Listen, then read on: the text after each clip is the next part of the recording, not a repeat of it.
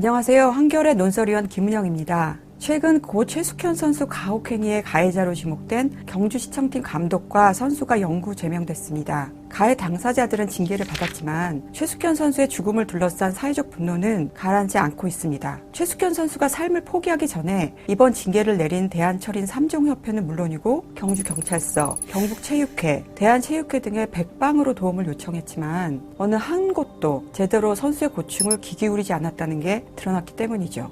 이번 사태를 통해 지난해 초 사회 전체를 발칵 뒤집은 쇼트트랙 심석희 선수의 조재범 코치 성폭력 폭로 사건이 다시 소환됐습니다.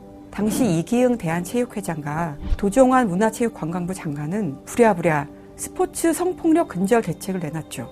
더 이상 스포츠 강국이란 미명하에 선수들이 고통받는 일이 없도록 정부가 앞장서 노력하겠습니다.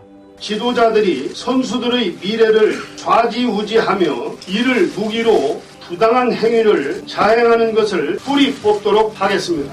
반인권적 체육 문화를 개선하겠다고 스포츠혁신위원회도 만들었고요.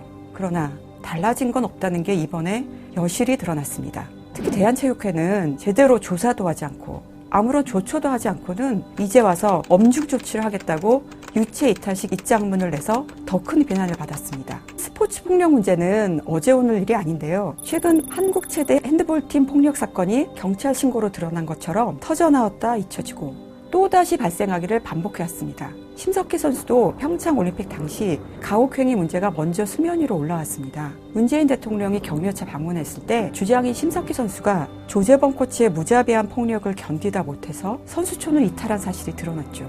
어린 시절부터 연습장 안에서 손가락뼈가 부러질 정도로 맞고 또 뇌진탕에 걸릴 정도로 폭력에 시달린 심석희 선수는 정말 이러다 죽을 수도 있겠다.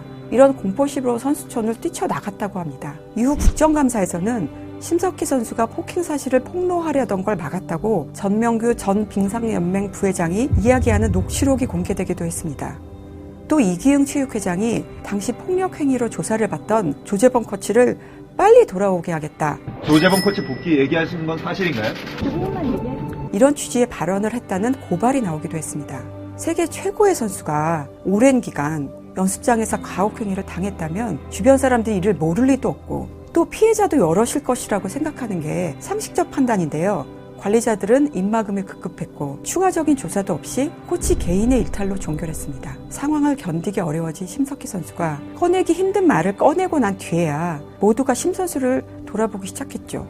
만약에 올림픽 당시 심석희 선수의 고발을 통해서 스포츠 폭력에 대한 관리 감독 기관의 직무유기를 우리 사회가 주목했다면 최숙현 선수의 죽음을 막을 수도 있지 않았을까요? 2017년 미국 사회를 뒤흔든 미국 체조협회 집단 성폭력 사건은 스포츠 폭력이 어떻게 구조화되는지 잘 보여줍니다.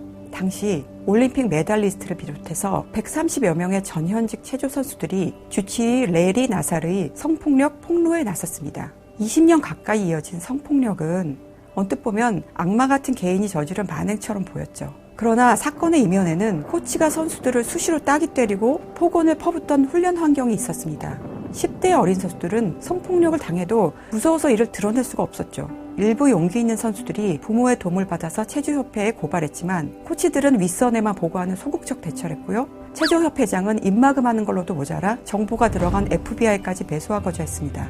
어린 시절부터 폭력에 길들여지는 선수들, 그리고 가혹행위에 대한 주변의 방조, 마지막으로 상급 관리자의 은폐라는 세 가지 요소가 폭력을 이어간다는 걸 이 사건은 선명하게 보여줬습니다. 지난 2월 감사원이 발표한 국가대표 및 선수촌 운영관리 실태 감사 결과를 보면 2014년부터 18년까지 폭행 등으로 징계받은 체육 지도자 가운데 자격증 취소나 정지를 받지 않은 사람이 97명이나 되는 걸로 드러났습니다. 이 가운데 15명은 여전히 학교 등에서 일하고 있는 것으로 나타났고요. 또한 체육회의 이런 직무유기를 문체부가 제대로 감독하지 않았다는 지적도 있었습니다. 지난 6일 국회에서 열린 문화체육관광위원회 긴급 현안 질의에서 이기흥 체육회장은 또다시 뿌리 뽑겠다 이렇게 말했습니다. 박양우 문체부 장관은 다음 달 출범하는 스포츠윤리센터에서 제도 개선책을 마련하겠다고 밝혔습니다. 지난해 심석희 선수 사태의 데자뷰처럼 느껴지지 않으십니까? 그렇게 되지 않으려면 다시 미국 체조협회 성폭력 사건의 결말을 돌이켜봐야 할 것 같습니다. 미국뿐 아니라 전 세계 스포츠계에 상처가 된 이 사건은 가해 주치의 수백 년 징역형, 법적 처벌로만 끝나지 않았습니다. 체조협회장을 비롯해 모든 임원진이 사퇴했고요. 스티브 펜이 미국 체조협회장은 주치 범죄 증거를 은닉한 혐의로 체포되어서 현재 재판을 받고 있습니다. 묵인과 은폐에 대한 책임을 철저히 묻지 않으면 폭력은 들어갔던 길로 반드시 다시 나온다는 걸 책임 당국은 꼭 기억했으면 합니다.